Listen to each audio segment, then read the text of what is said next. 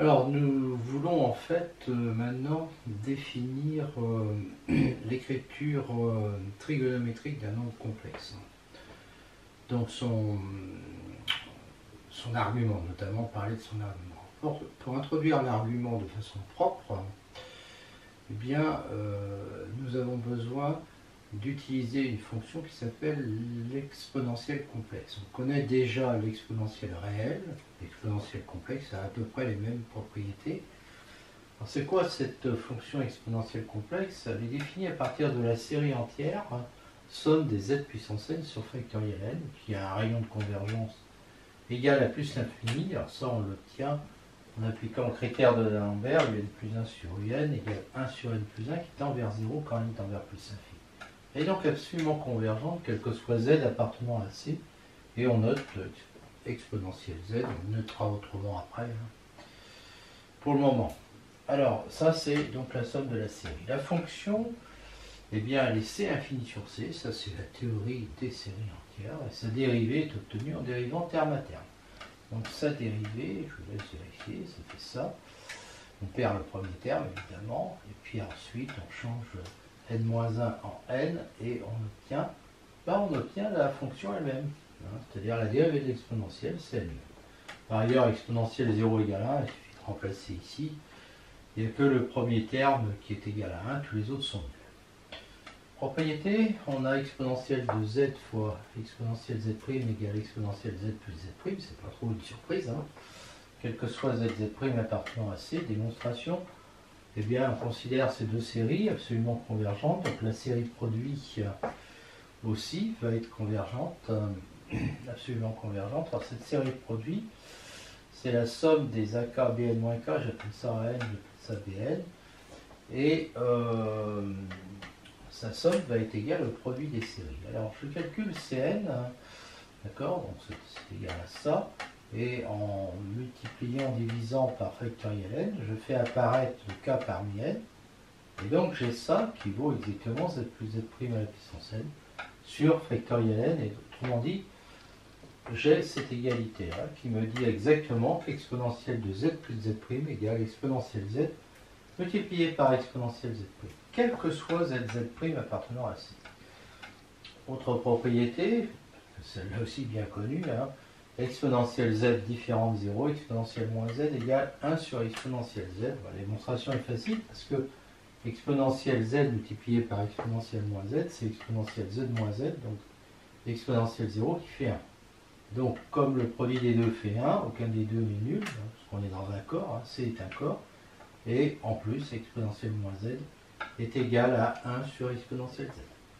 Quel que soit z, exponentielle nz est égal à exponentielle z à la puissance n, quel que soit n appartenant à z. Démonstration, pour 0, c'est ça, parce qu'on a posé z puissance 0 égale 1, quel que soit z appartenant à C.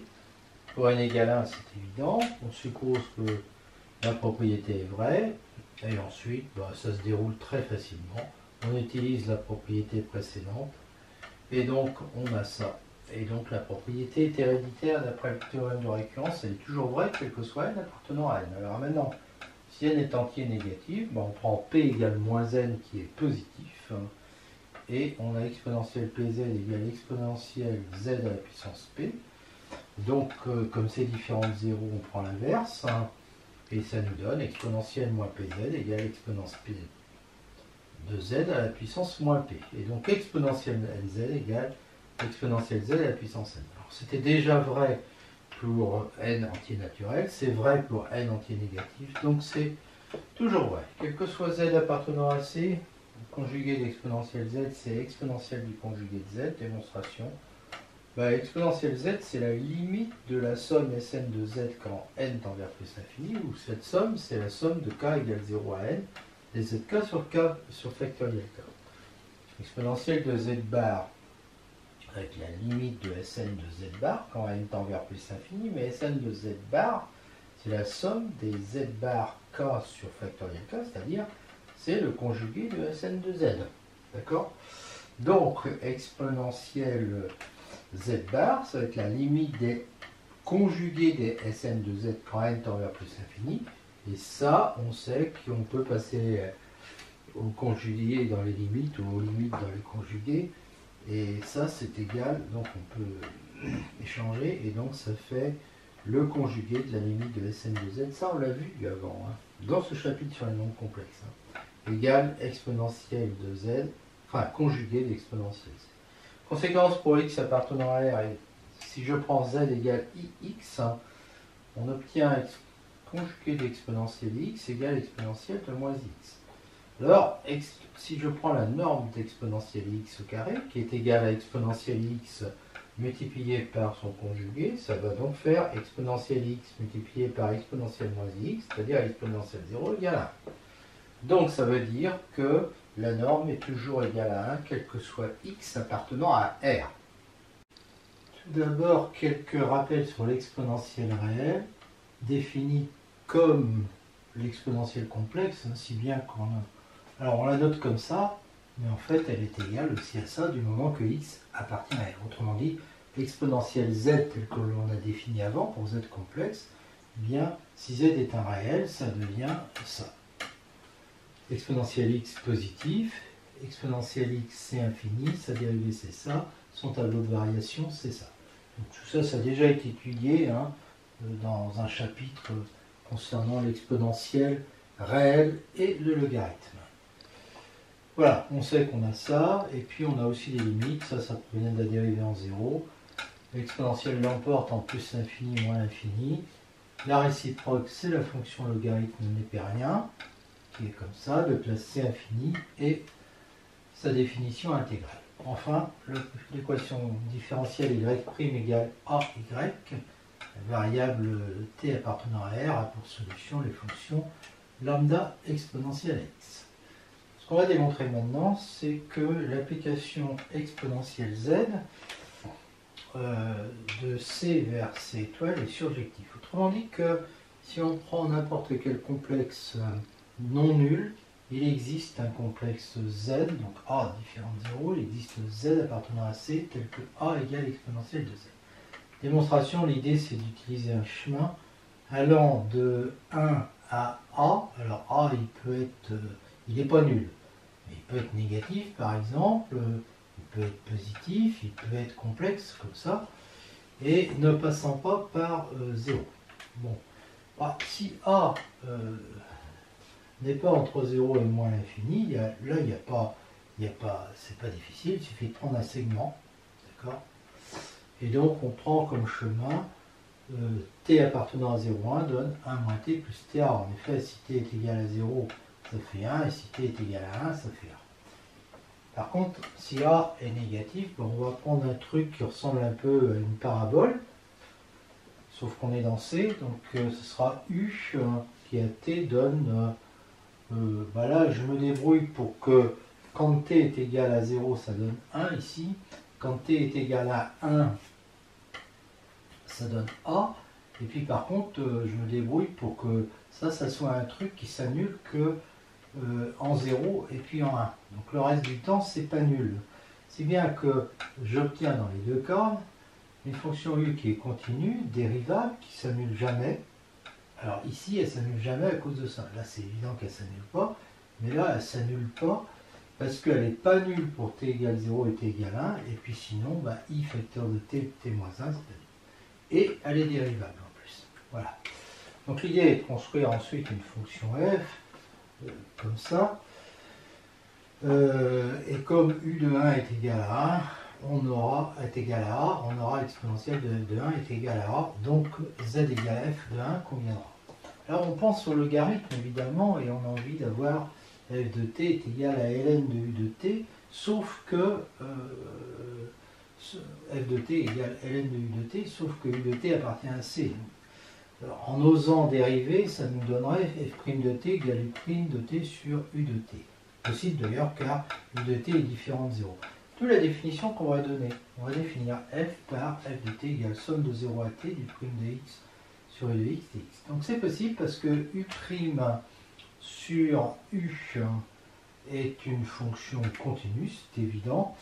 Et donc f est dérivable et sa dérivée c'est f' de t égale u' de t sur u de t, quel que soit t appartenant à 0,1. considère la fonction g qui à t fait correspondre u de t exponentielle de moins f de t. Elle est dérivable parce que u, f et exponentielle sont dérivables. Et on a g' de t égale u' de t fois l'exponentielle moins u de t, f' de t fois l'exponentielle. Mais f' de t, c'est égal à u' de t sur u de t. Donc ils s'en vont et on voit qu'on obtient 0, quel que soit t appartenant à 0,1. Donc en fait, g est constante. Et comme... donc elle est constante et...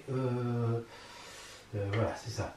Donc ça veut dire que ce truc-là, c'est constant. Donc en faisant passer celui-là de l'autre côté, ça nous fait u de t, ça fait ça, donc, et en passant de l'autre côté, ça fait u de t égale lambda exponentielle de f de t. Et pour t égale 0, u de 0 est égal à 1. Donc ça fait 1. Et f de 0, bon, ben ça c'est évident, c'est l'intégrale de t ici, donc ça vaut 0. Donc, et l'exponentielle de 0, c'est 1. Donc ça fait 1 égale lambda fois 1. Donc ça fait lambda égale 1, et donc u de t est égal à ça. Alors maintenant, si je prends t égale 1, ça va faire u de 1 égale l'exponentielle de f de 1.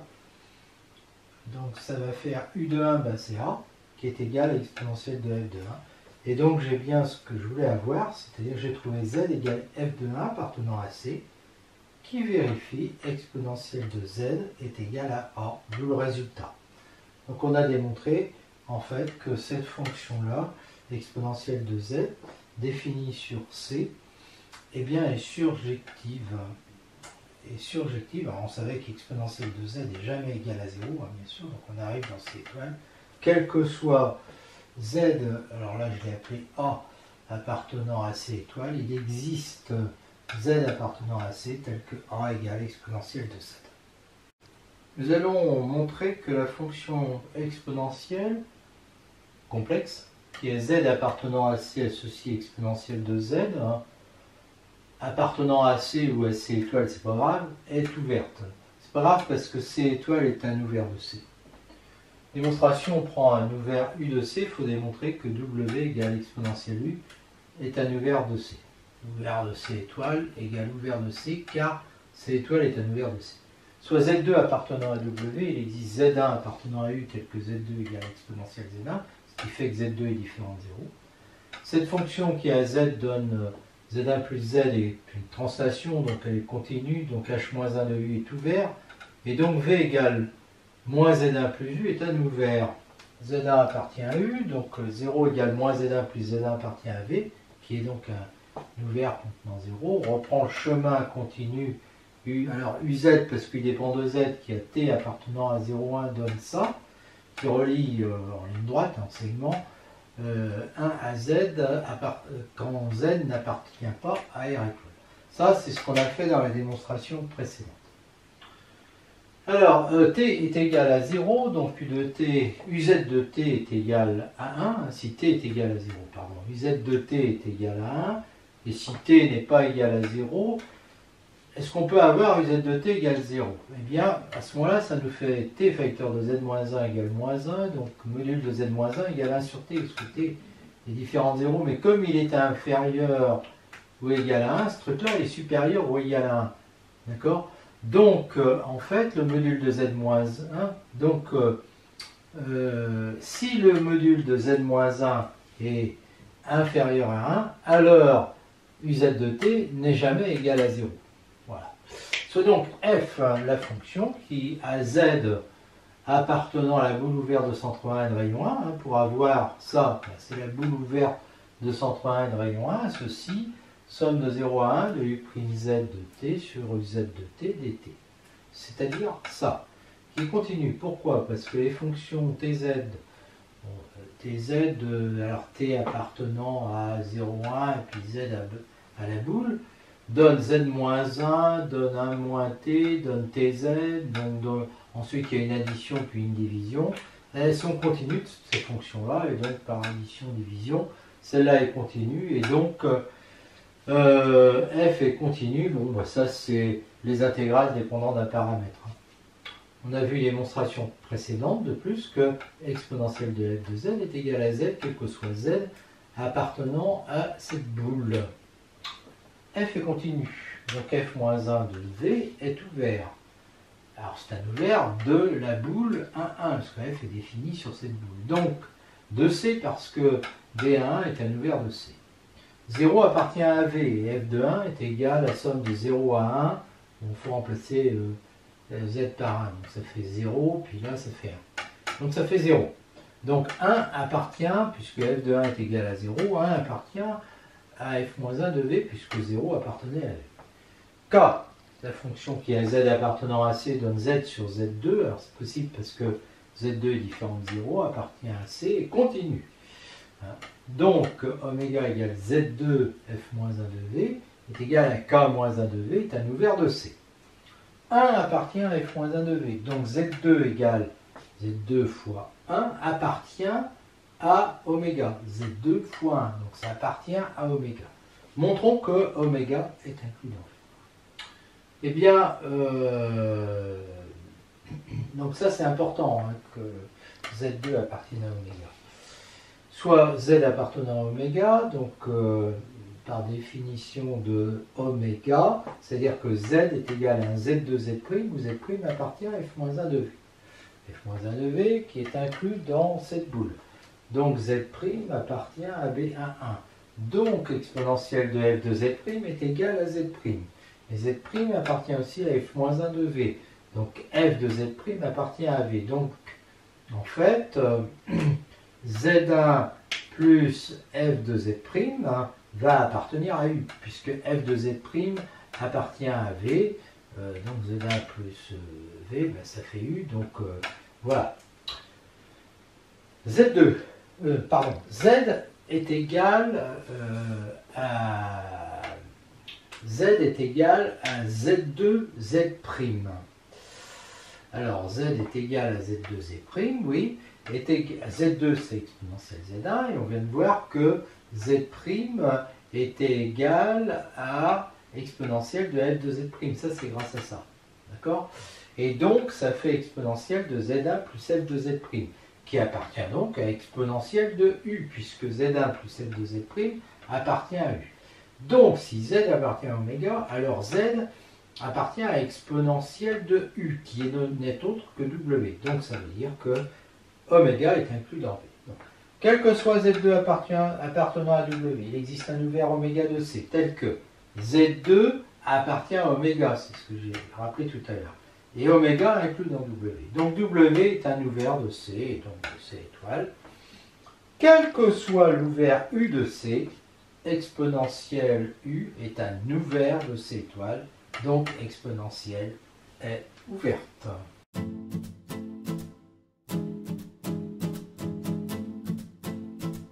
L'application phi de C vers C étoile qui a Z associé exponentielle Z est un homomorphisme continu du groupe C+ vers le groupe C étoile multiplié, qui est surjectif et non injectif. Bon, phi de Z, on sait, c'est exponentielle Z, c'est différent de 0, quel que soit Z appartenant à C. Phi de 0, c'est exponentielle 0 qui vaut 1.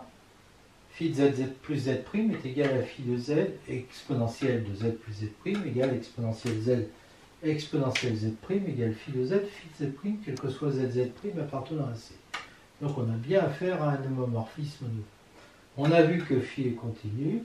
On a aussi, quel que soit A appartenant à C étoile, il existe Z appartenant à C, tel que phi de Z égale A, on l'a démontré. Donc phi est surjectif. Et enfin, il existe alpha positif tel que phi alpha, donc réel positif, tel que phi de alpha i est égal à i. Donc phi de 4 alpha i est égal à exponentielle de 4 alpha i égale exponentielle de alpha i à la puissance 4 égale i puissance 4 égale 1 égale phi de 0. Et comme 4 alpha i est différent de 0 parce que alpha est un réel différent de 0, alors phi n'est pas injectif. Donc voilà. Maintenant, U, l'ensemble des Z appartenant à C, tel que le module de Z est égal à 1, eh bien c'est un sous-groupe du groupe C étoile multiplié. Et l'application phi, c'est une autre, c'est pas la même, qui a T appartenant à R associé exponentialité, est un homomorphisme continu surjectif du groupe R+ sur U multiplié, qui n'est pas lui non plus injectif. Démonstration. 1 appartient à U, si Z appartient à U, son module est égal à 1, donc Z est différent de 0. Le module de l'inverse de Z va être égal à 1, donc Z-1 appartient à U, et si Z appartient à U, module de ZZ' est égal à module de Z égale 1. Donc ZZ' appartient à U, donc on a bien un sous-groupe de C étoiles. Quel que soit T appartenant à R, on a vu que module d'exponentialité est égal à 1, donc phi de T appartient à U. En particulier, phi de 0 égale exponentielle 0 égale 1. Si T' appartient à R, phi de T plus T' est égal à exponentielle I, T plus T' égale exponentialité plus IT' égale exponentialité exponentialité' égale phi de T, phi de T'. Donc phi est un homomorphisme du groupe R+, vers le groupe U multiplié. L'application U qui a T appartenant à R associe T appartenant à C, et l'application V qui a Z appartenant à C associe exponentielle Z appartenant à C sont continues. Donc par composition, phi qui est égal à V rond U est continu. Phi de 4 alpha égale exponentielle de 4 alpha I égale, on l'a déjà vu, exponentielle 0 est égal à phi de 0. Donc on voit que phi n'est pas injectif parce que 4 alpha I n'est pas égal à 0.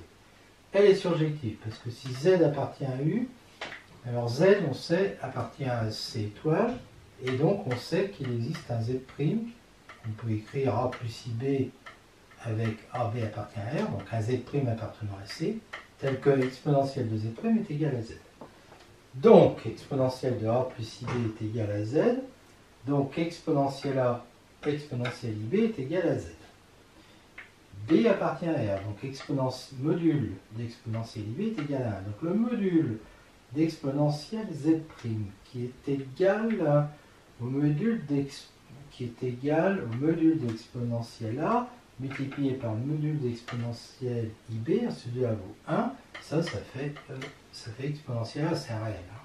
Ça appartient à R. Z appartient à U, donc module d'exponentielle Z' est égal à 1, donc ça veut dire que exponentielle A est égal à 1. Donc A est égal à 0, et donc Z' est égal à IB. Et donc, comme exponentielle Z' égale Z, eh bien on a trouvé un réel B tel que Z soit égal à exponentielle IB. Donc phi est bien surjective. Voilà. Parce que Z est égal à phi de B. Conclusion, si Z appartient à C, eh bien Z appartient à U si et seulement si le module de Z est égal à 1, ça c'est la définition de U, et ça équivaut à dire qu'il existe T appartenant à R, tel que Z égale exponentielle IT grâce à ce qu'on a démontré avant. Phi est périodique de période un réel A strictement positif, démonstration. Si on prend le noyau de phi, c'est un sous-groupe de R+, donc il va être dense dans R, ou de la forme AZ. D'accord ? Avec A appartenant à R+, et donc supposons qu'il soit dense dans R. Alors, quel que soit X appartenant à R, il existe une suite Xn de ker phi qui tend vers X. Phi de Xn est égal à 1, quel que soit N appartenant à N, parce que Xn appartient à ker phi. Et phi est continu. Donc, phi de X va être égal à 1, quel que soit X appartenant à R. C'est faux, parce qu'on a alpha qui appartient à R, le même alpha que tout à l'heure, et phi de alpha est égal à exponentielle I alpha est égal à I qui est différent de 1. Donc, ça veut dire que ker phi n'est pas dense dans R, donc il est de cette forme-là, avec un positif. Alors, quel que soit X appartenant à R, phi de X plus A égale phi de X, phi de A égale phi de X fois 1, puisque phi de A est égal à 1, vu que A égale A fois 1 appartient à ker phi. Donc, phi est A périodique. Ker phi, c'est l'ensemble des périodes de phi. Donc, A est la plus petite. Ça, c'est le résultat d'un cours sur les fonctions périodiques. A est la plus petite des périodes strictement positives de phi. D'accord ? C'est le plus petit t positif, tel que phi de x plus t est égal à phi de x, quel que soit x appartenant à R.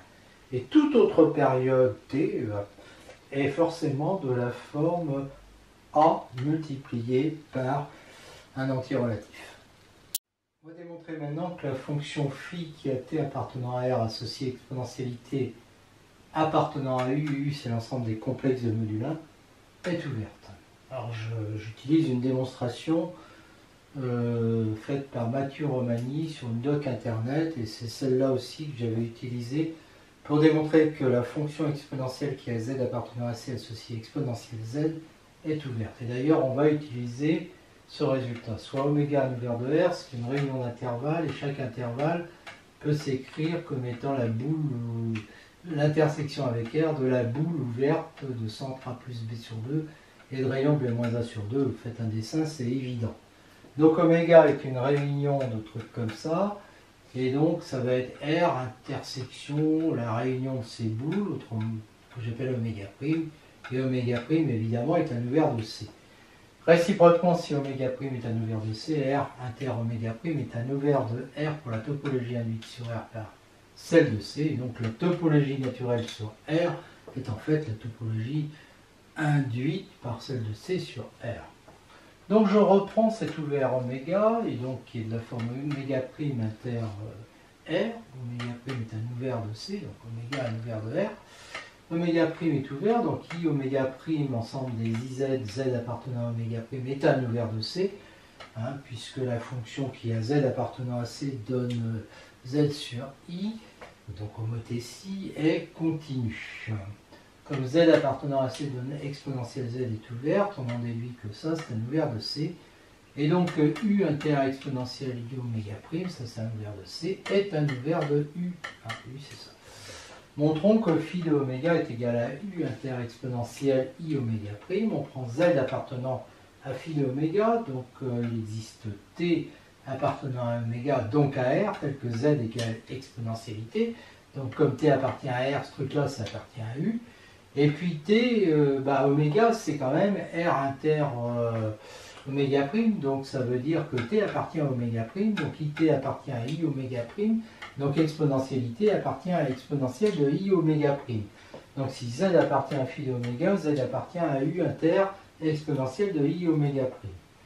Donc j'ai cette inclusion. Réciproquement, si Z appartient à U inter exponentielle de I oméga prime, alors Z appartient à exponentielle de I oméga prime, donc il existe Z prime, un A plus IB avec AB réel appartenant, ça c'est des réels, d'accord, à oméga prime, tel que Z égale exponentielle de I fois ça, c'est-à-dire ça, c'est-à-dire ça.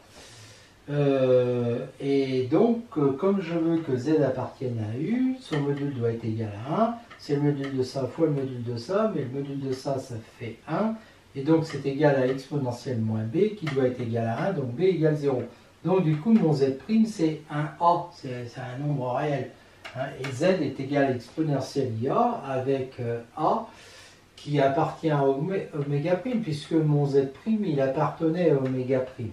Donc mon A, il appartient bien à oméga prime, d'accord?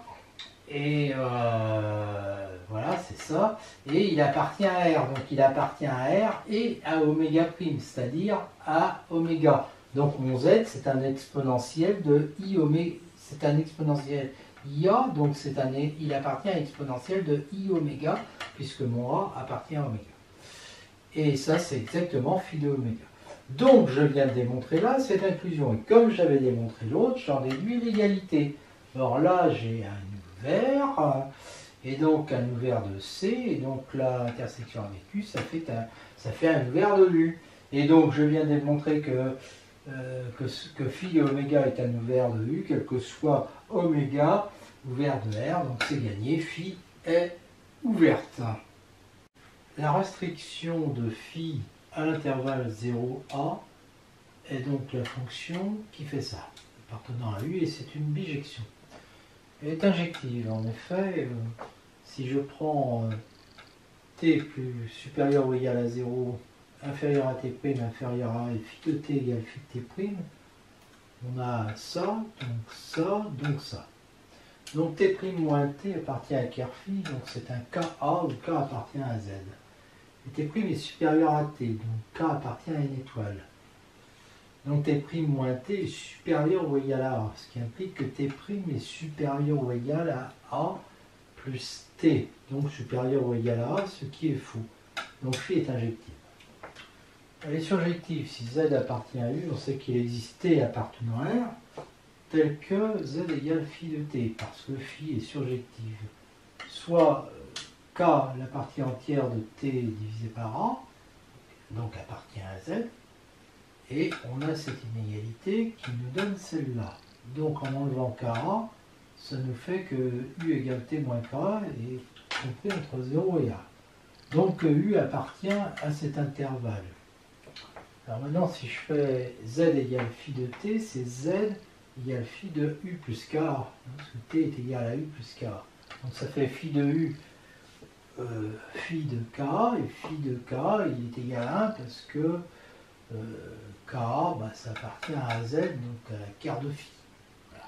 Donc z va être égal à phi de u fois 1, c'est-à-dire à phi de u, avec u qui appartient à 0,a. Donc phi est bien surjective.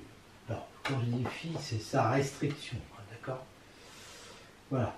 Alors, conséquence, la paramétrisation du cercle U. Tout z appartenant à U s'écrit de façon unique, z égale phi de t égale exponentialité où t appartient à 0,a. Si je note U la partie réelle de phi, V la partie imaginaire, donc z est égal à ça, U de t plus IV de t, et U c'est la fonction qui a t appartenant à 0,a associée à la partie réelle de l'exponentialité, elle est de classe C1.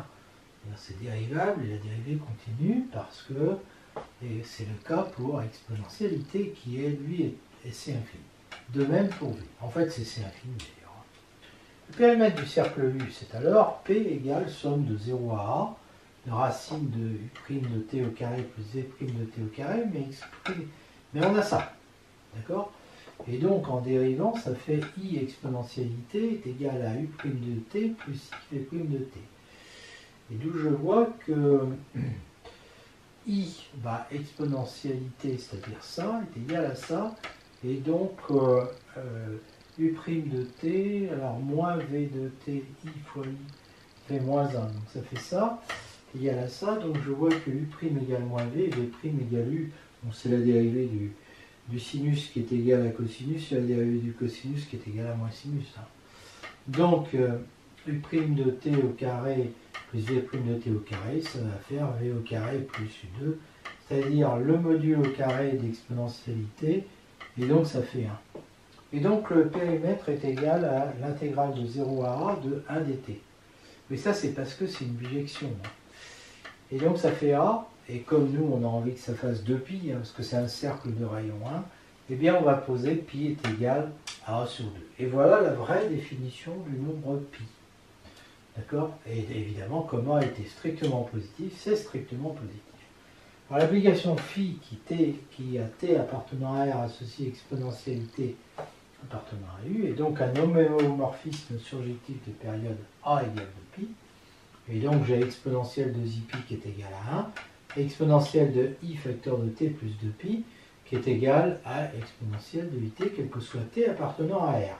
Et si t appartient à R, exponentialité égale 1 équivaut à t appartient à Kerphi, c'est-à-dire que t est un k, donc un 2k pi, pour k appartenant à z, parce que a est égal à 2pi. Et si t appartient à R, ça équivaut à dire que l'on a ça, et donc t' moins t appartient à Kerphi, donc t' moins t est un 2k pi, k appartenant à z. Enfin, on a exponentielle pi qui est égale à moins 1, hein, la fameuse relation bien connue qui met en jeu pi, i, moins et puis 1. Démonstration, alors on l'écrit parfois e, on l'écrira e à la puissance i pi est égal à moins 1, c'est-à-dire qu'on l'écrit comme ça. D'accord? Donc comme ça fait, c'est vrai dans la même formule, ça fait beaucoup de termes mathématiques célèbres, le nombre e, i, pi, et moins 1. Démonstration exponentielle pi au carré est égale à exponentielle de 2pi égale 1. Donc en fait, z2 est égal à 1, donc z-1 facteur de z plus 1 égale 0. Donc z égale 1 ou moins 1. Supposons qu'exponentielle pi soit égale à 1. Alors ça voudrait dire que phi de pi est égal à 1, donc que pi appartient à Kerphi, donc c'est un 2k pi. Et donc ça me donnerait que 2k est égal à 1, ce qui est évidemment faux, puisque k appartient à z. Donc finalement, exponentielle pi n'est pas égal à Donc il est bien égal à moins 1, comme on voit. On a donc vu qu'exponentielle i fois 0 égale exponentielle i fois 2pi égale 1, qu'exponentielle i est égal à moins 1. On va démontrer là qu'exponentielle i sur 2 est égal à i, et que exponentielle de moins i sur 2 est égal à moins i. Bon, en fait, ça, c'est pas évident. Ça passe par dire que si z est égal à exponentielle i sur 2, ben z au carré, c'est exponentielle i, ça fait moins 1, et donc z2 plus 1 égale 0. Comme z2 plus 1 égale 0, c'est seulement si z moins i, vecteur de z plus i est égal à 0, on en déduit que z égale i ou z égale moins i. Mais, lequel des deux? D'accord? Or, on peut tourner en rang assez longtemps. On a besoin en fait d'utiliser l'exponentielle de z pour départager les deux. Alors, plus précisément, on a besoin d'utiliser le cosinus ou le sinus. Alors, à ce stade de mon cours, je ne parle pas je ne fais pas de trigonométrie, je ne parle pas de cosinus et sinus, mais bon, en réalité, je vais quand même les utiliser très rapidement, sans étudier ces fonctions-là. Pour tout t appartenant à R, je note x de t égale partie réelle d'exponentialité, donc c'est le cosinus de t. Et yt égale la partie imaginaire, donc c'est le sinus. L'exponentielle est égale à ça, elle converge quel que soit t appartenant à R, donc la série des parties imaginaires converge vers y de t. It à la puissance n, ça fait i puissance n, t puissance n, c'est égal à plus ou moins t à la puissance n si n est pair. Et si n est impair, je le remplace par ça, j'obtiens, je vous laisse vérifier, que ça fait ça. Donc x de t est égal à la somme pour k égale 0 à plus l'infini des moins 1 puissance k, t puissance 2k plus 1 sur factoriel de k plus 1. Et on retrouve le développement en série entière de la fonction sinus, on le verra plus tard. Donc on peut dire que, en considérant le premier terme, que x de t est égal à t plus négligeable devant t, c'est-à-dire t facteur de 1 plus epsilon de t, où epsilon 0 égale 0 et epsilon continue en 0. Donc, comme elle est continue en 0, il existe nu positif, on peut choisir inférieur à pi, tel que valeur absolue de t inférieure à nu implique que module de epsilon de t est inférieur, alors là c'est même valeur absolue d'epsilon de t, est inférieur à 1,5. Donc 1 plus epsilon sur 2 va être supérieur ou égal à 1,5, si bien que le t fois ça va être supérieur ou égal à 0, donc y de t va être supérieur ou égal à 0 si t appartient à 0 nu. En particulier, y de nu sur 2 est supérieur ou égal à 0. Le module enfin 1 c'est le module d'exponentialité, hein. Donc ça fait racine de xt au carré plus yt au carré. Donc si y de t est égal à 0, alors x de t est égal à 1. Et ça implique qu'exponentielle it est égal à ce moment-là à plus ou moins 1 plus i fois 0, donc ça fait plus ou moins 1. Et donc t est égal à 0 modulo pi, on l'a déjà vu ça. Donc si t appartient à 0 pi ouvert, yt ne sera pas nul. Or, la fonction qui a t appartenant, qui a t donne exponentialité continue, donc t donne yt continue, et donc yt, puisque yt ne s'annule pas sur 0 pi, yt garde un signe constant sur 0 pi, sans s'annuler. Or, j'ai le nu sur 2 qui appartient à 0 pi, hein, parce que le nu lui-même n'a pas été plus petit que pi, je l'avais choisi comme ça, et y de nu sur 2 est supérieur ou égal à 0. Donc ça veut dire que yt est strictement positif sur 0 pi, et donc que y de pi sur 2 est supérieur à 0. Alors si je prends y de pi sur 2, c'est la partie imaginaire d'exponentielle i pi sur 2, c'est-à-dire la partie imaginaire de plus ou moins i. Alors si c'est moins i, la partie imaginaire c'est moins 1, c'est pas positif, donc c'est forcément i. Donc ça veut dire qu'exponentielle i pi sur 2 égale i. Donc en passant au conjugué, exponentielle moins i pi sur 2 est égal à exponentielle du conjugué d'i pi sur 2 égale conjugué d'exponentielle i pi sur 2 est égal à moins i.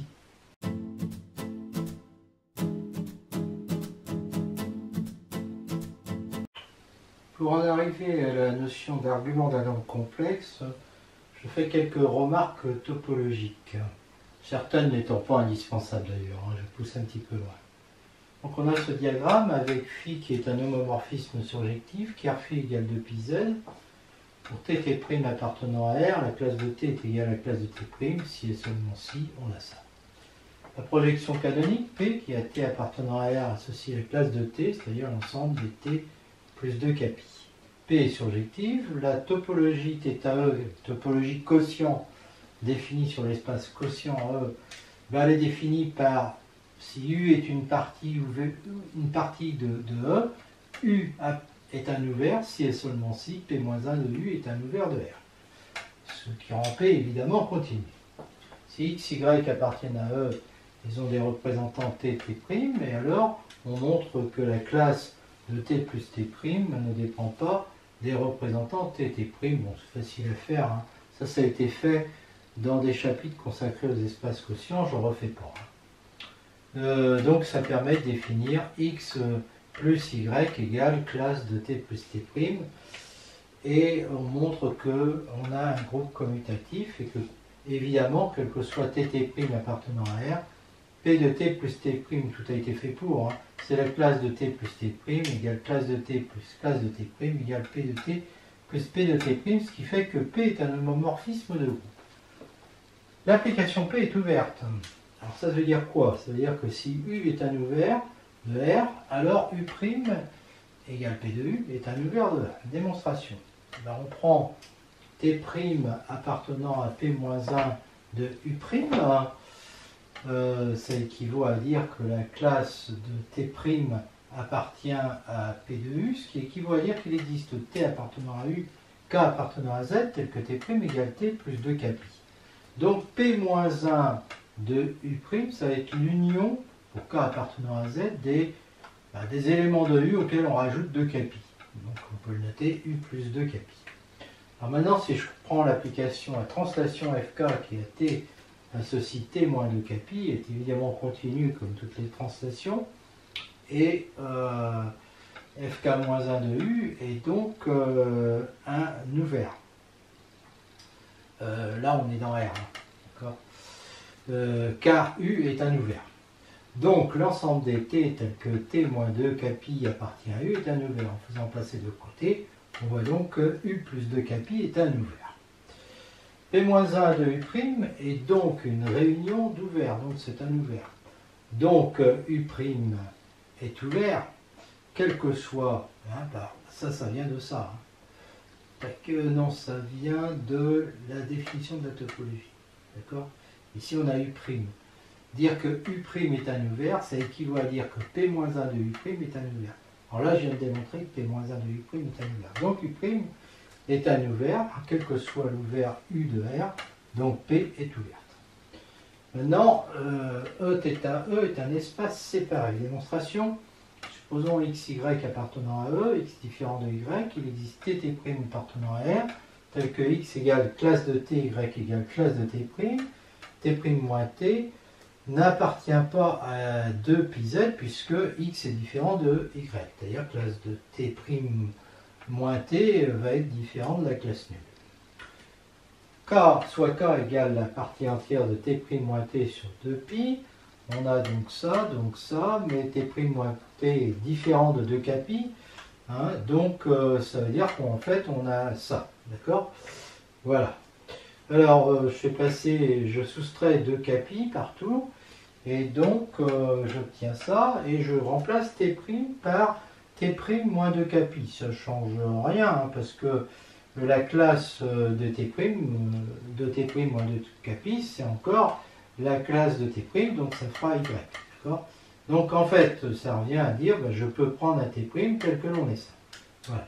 Alors maintenant, je prends epsilon positif inférieur à l'inf de ces deux nombres, qui sont non nuls, hein, tous les deux, et donc ils sont même strictement positifs, hein, parce que T', du coup, là, il est positif. Hein. Il est supérieur à T, je veux dire. D'accord, je prends le petit. Alors, l'intersection de ces deux boules est égale à vide, parce que sinon, il y aurait quelqu'un dans les deux boules, et donc on aurait module d'alpha moins t inférieur à epsilon, module d'alpha moins t prime inférieur à epsilon, mais alors t prime moins t serait, qui est égal à module de t prime moins t, ce qui est positif, sera inférieur à t prime moins alpha, module de t prime moins alpha plus module de t moins alpha inférieur à 2 epsilon, si bien que epsilon serait plus grand que t prime moins t sur 2, ce qui est faux parce que voilà, il est plus petit. Donc l'intersection des deux boules, c'est bien vide. P est ouverte et U et ces deux boules sont des ouvertes. Donc P de U et P de W sont des ouverts de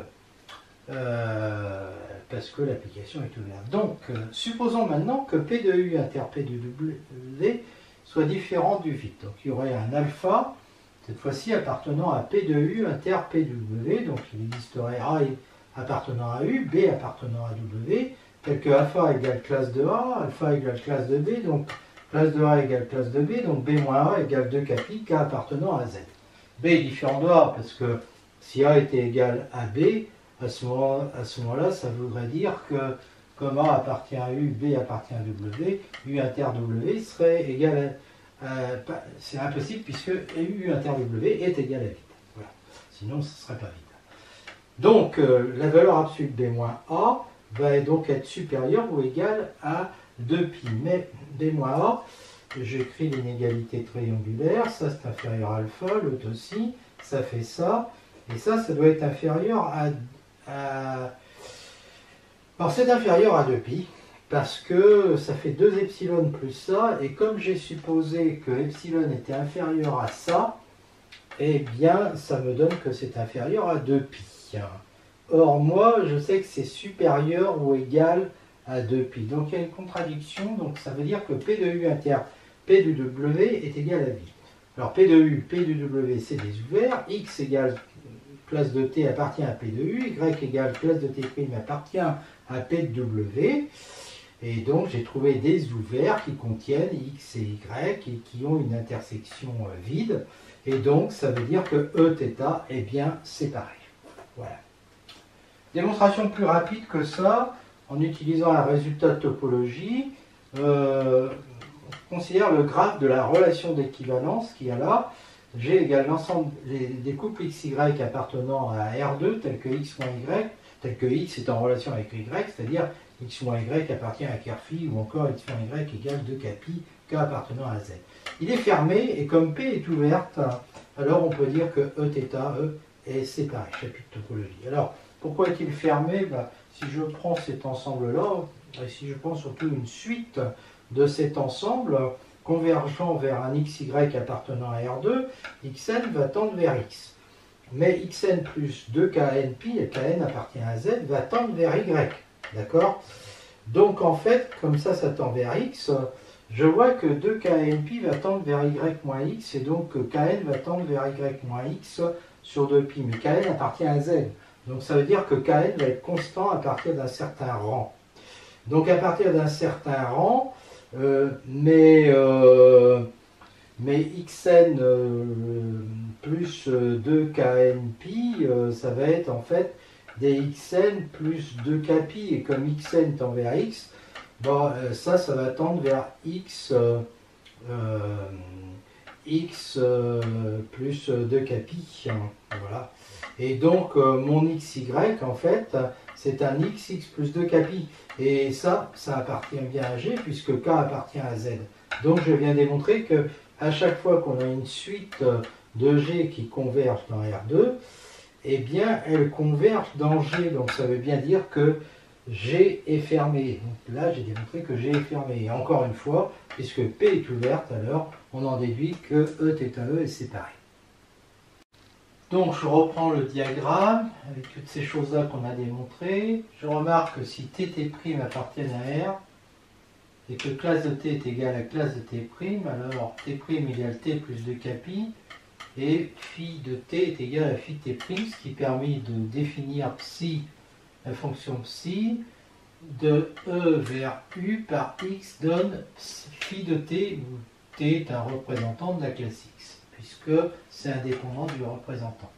Si Tt' appartiennent à R, psi de classe de T plus classe de T' égale psi de classe de T plus T' égale phi de T plus T', égale, puisque phi est un homomorphisme, à phi de t plus phi de t' est égal à psi de t plus psi de t'. Donc psi est un homomorphisme de groupe. T appartenant à R, psi de classe de t est égal à 1 équivaut à phi de t égale à 1 équivaut à t appartient à ker phi équivaut à classe de t égale classe de 0, donc psi est injectif. Enfin, si z appartient à U, il existe t appartenant à R tel que z égale phi de t, et donc z est égal à psi de classe de t, donc psi est surjectif, et donc finalement bijectif, et donc c'est un isomorphisme de groupe. On sait qu'alors psi moins 1 en est un aussi. Soit t appartenant à R, psi de p de t est égal à psi de classe de t est égal à phi de t, donc phi est égal à psi rond phi. Phi est égal à psi rond p. Je vais d'abord p, puis ensuite psi.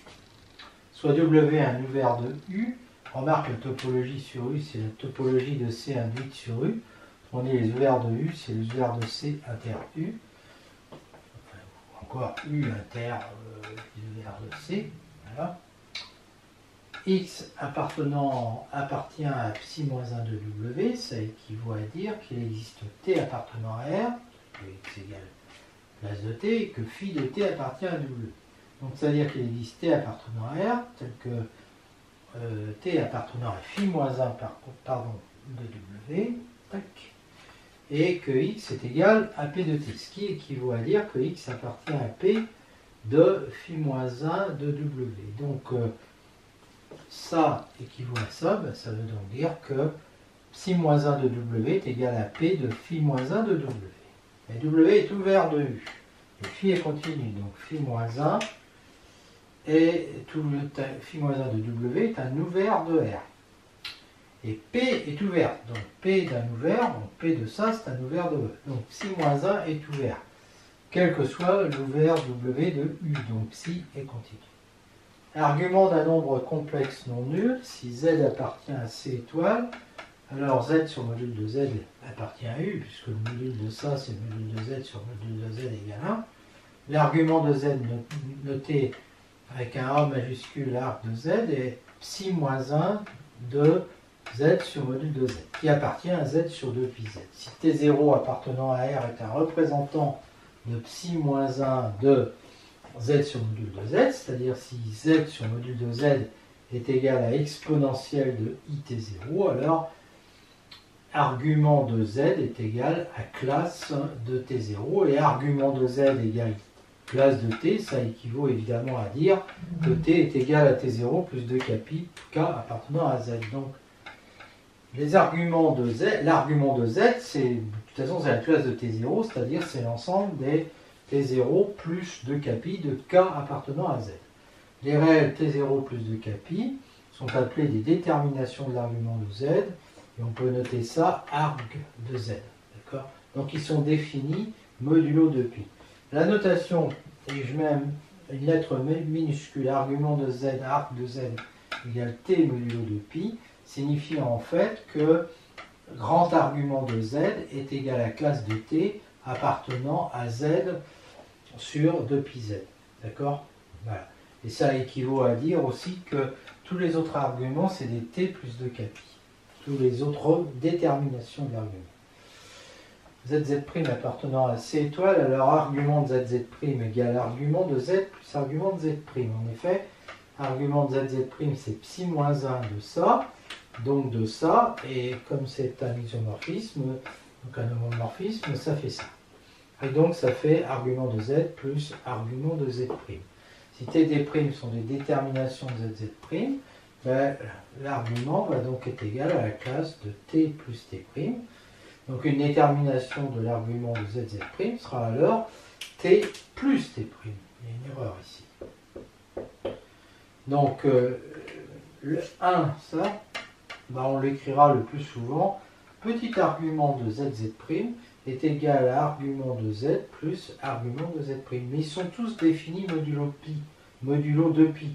Donc c'est pour ça qu'on l'écrira en disant que c'est modulo de pi, ça veut dire A2 capi.